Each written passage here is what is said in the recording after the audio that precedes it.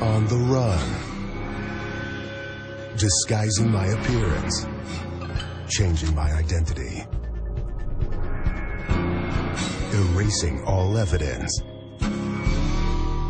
I didn't think they'd ever catch me. I almost got away with it.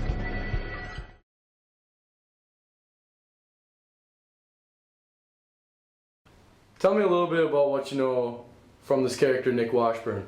Well, he was on a petty theft crime spree. That's one thing about him. Yeah, he was pretty much doing anything he could do for to get that dang dollar, you know? That dollar, he loved that money.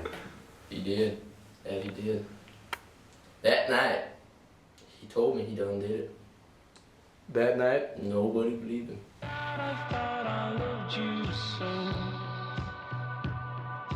I thought I loved you so.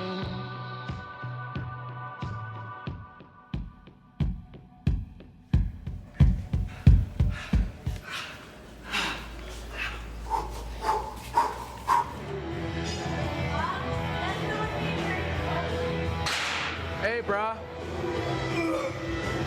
3 more.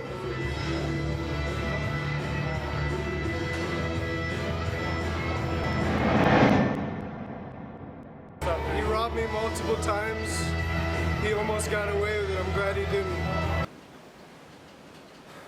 Well, to start off, I just want to let everyone know that I've changed my ways, and I'm not the same person I was 20 years ago. I found filmmaking, and it just set my soul on a flight that I could never even imagine. We'll get back to that at a later time. I remember, when was it? I think it was about 7 o'clock. I saw this man walking down 694, and I thought, that guy looks like he should die. And it sounds like almost a psychotic thing to say, but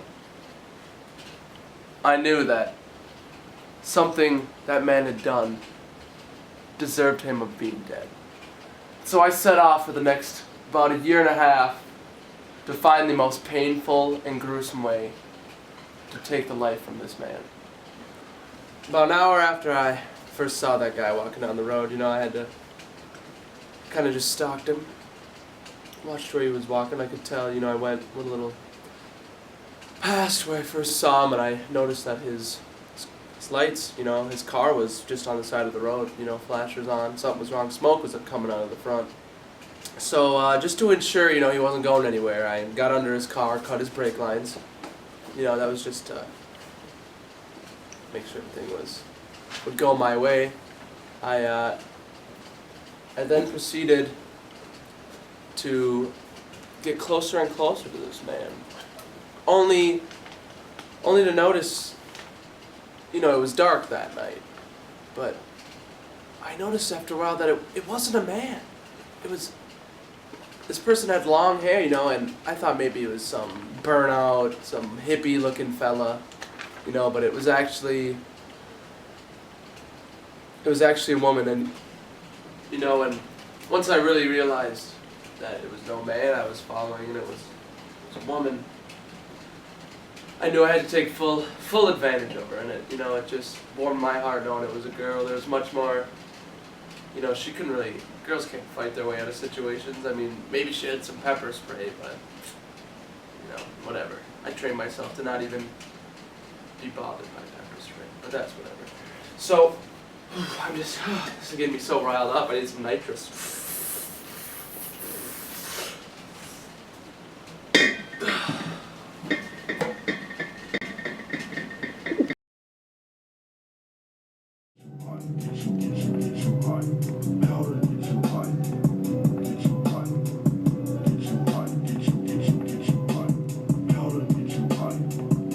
I could have died when I cooked these, but luckily I have the oven.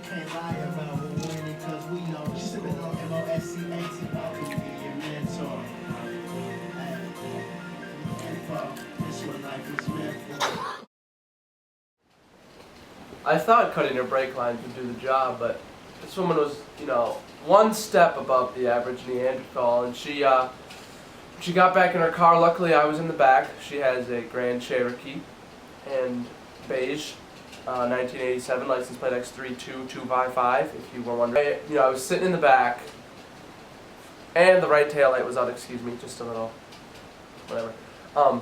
Sitting in the back, and she could tell her brakes were right away. She pumped them before she started, so she immediately started using her emergency brake as her normal braking method.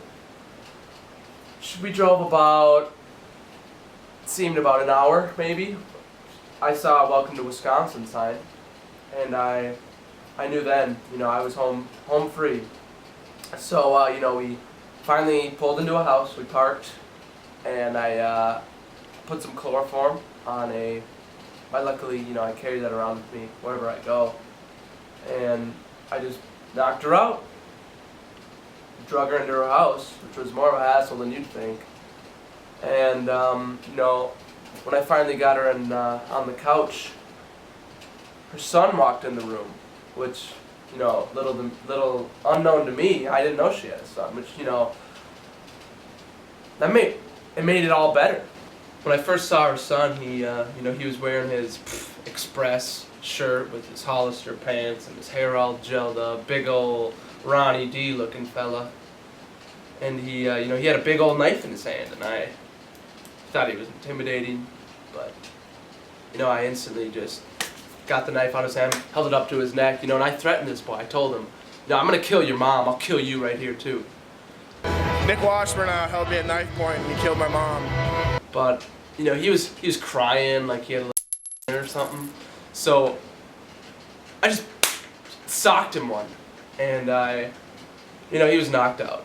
And obviously this kid hadn't been in any fights before, hadn't done anything violent, maybe played some football or something, after I held him at knife point, he basically wet himself. I think I actually remember him urinating all over himself.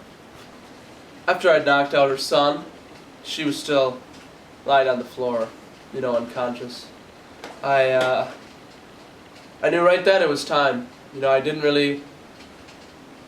time was limited. I had about an hour and a half before her son would probably wake up. So I then proceeded to just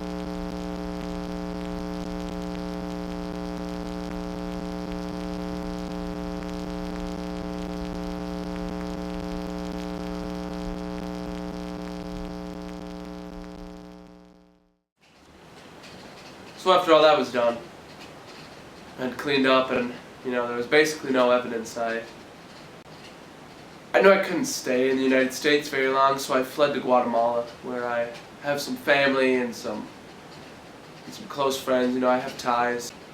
They helped me a lot. I learned a lot within 4 years of living in Guatemala. I studied the law, the book of that attorneys get when going to law school.